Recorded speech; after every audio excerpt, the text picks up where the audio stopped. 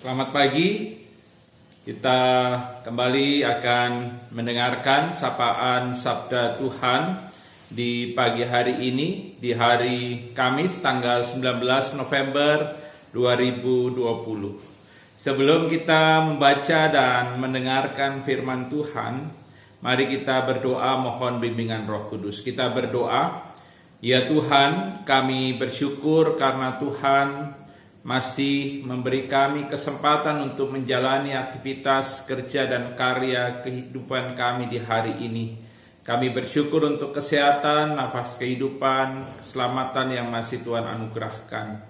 Kami sungguh mengucap syukur Tuhan, kami saat ini hendak duduk di sekitar firman-Mu, mendengarkan sabda-Mu. Kami mohon Tuhan, bimbing, tuntun, kuasai kami dengan Roh Kudus, agar kami dapat mengerti kehendak-Mu dalam firman yang kami baca dan dengarkan. Kiranya sabda firman-Mu menguatkan kami, memberi kami arah agar kami tidak sesat dalam jalan kami. Terima kasih Tuhan, inilah kami anak-anak-Mu, bersabdalah kepada kami telah setia untuk mendengarkan firman Tuhan. Amin.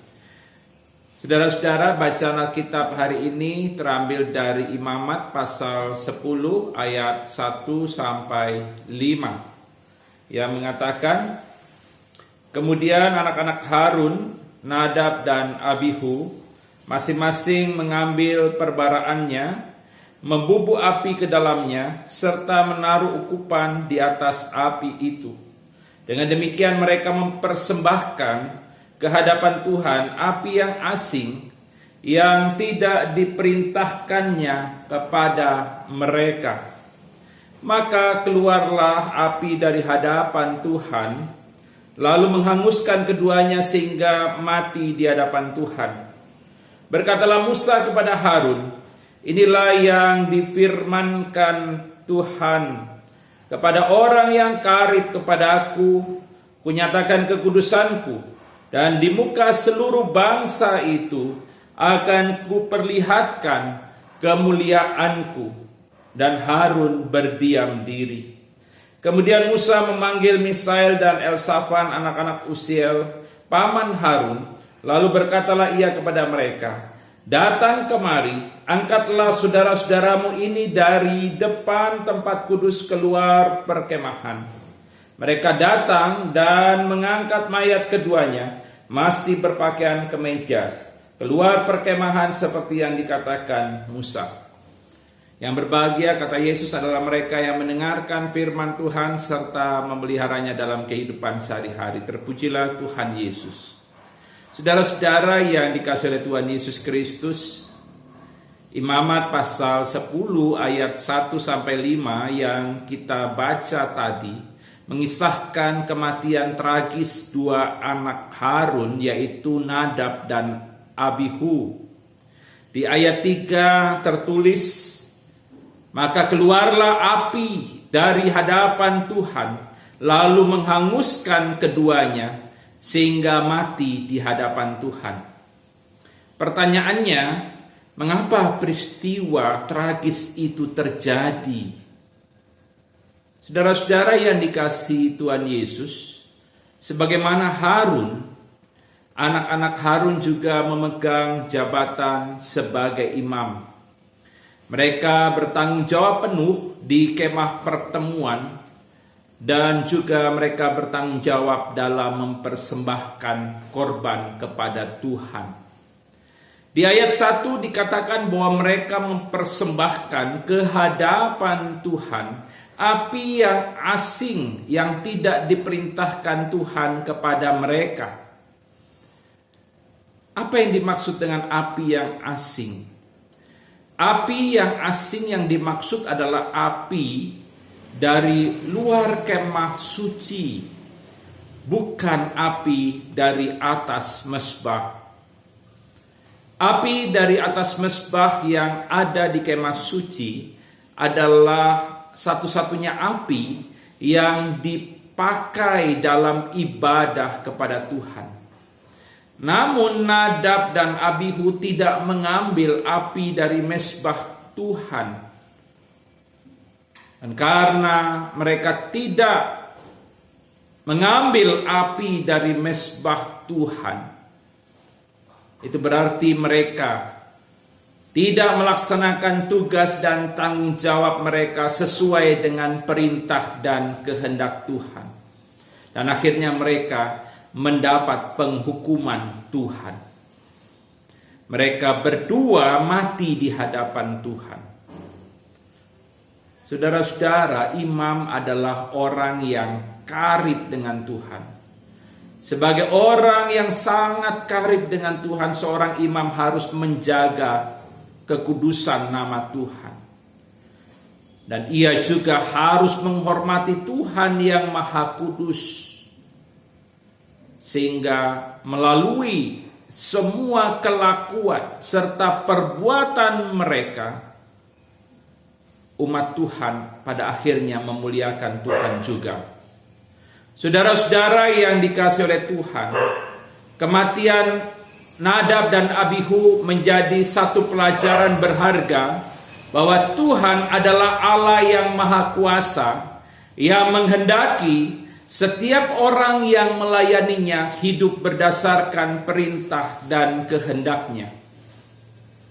Orang yang melayaninya harus melaksanakan perintah dan kehendak Tuhan. Pertanyaannya, siapa sajakah yang dimaksud dengan orang yang melayaninya, yang harus melayani berdasarkan perintah dan kehendaknya?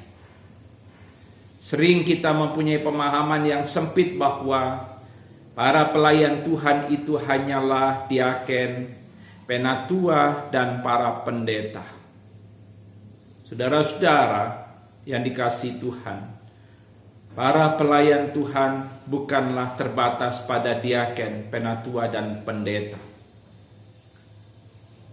Yang mau dikatakan adalah setiap orang yang percaya, yang sudah dikuduskan oleh darah Tuhan Yesus, mereka juga adalah pelayan Tuhan. Ini yang dimaksud oleh Martin Luther dengan istilah imamat am orang percaya. Seorang Kristen yang menjadi anggota TNI, polisi, hakim, jaksa, pengacara, dokter, ataupun perawat, pengusaha, petani, bahkan satpam sekalipun. Mereka-mereka itu adalah pelayan-pelayan Tuhan.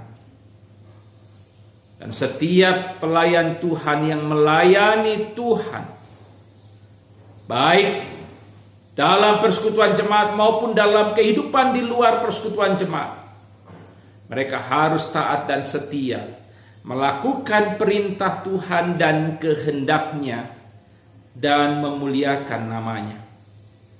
Dengan cara bagaimana kita menjadi pelayan Tuhan yang taat dan setia serta melakukan perintah dan kehendak Tuhan?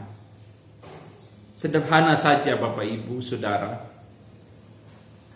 Ketika kita menjadi pelayan Tuhan yang bekerja di berbagai bidang kehidupan, kita pantang untuk melakukan korupsi.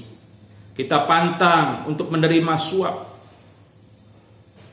Itu hal-hal sederhana yang bisa kita lakukan. Dan jika kita melakukan semua tugas dan tanggung jawab sesuai dengan perintah dan kehendak Tuhan, kita boleh melayani Tuhan dengan sungguh-sungguh dalam setiap tugas dan pekerjaan kita, maka itu berarti kita menghormati Tuhan. Dan tidak hanya itu, Tuhan akan dimuliakan lewat tugas dan tanggung jawab pelayanan yang kita lakukan. Selamat melayani Tuhan di berbagai bidang kehidupan. Tuhan memberkati. Amin. Mari kita berdoa. Ya Tuhan, kami bersyukur kami sudah mendengarkan firman-Mu. Bimbinglah kami untuk kami dapat menjadi pelaku firman. Tuhan menguatkan kami, membimbing, menuntun kami untuk kami dapat menghayati, mengerti, memahami firman Tuhan dalam kehidupan sehari-hari. Ya Tuhan, ajar kami untuk menjadi pelayan-pelayan Tuhan yang setia, baik dalam kehidupan persekutuan jemaat maupun di luar persekutuan jemaat.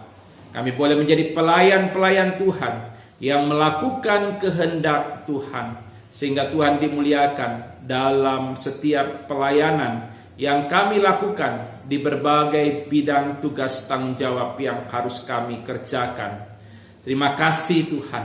Berkati seluruh warga jemaat-Mu yang mendengarkan sapaan sabda Tuhan pagi hari ini, baik jemaat GPIB Betania Makassar maupun juga jemaat-jemaat dari gereja lain.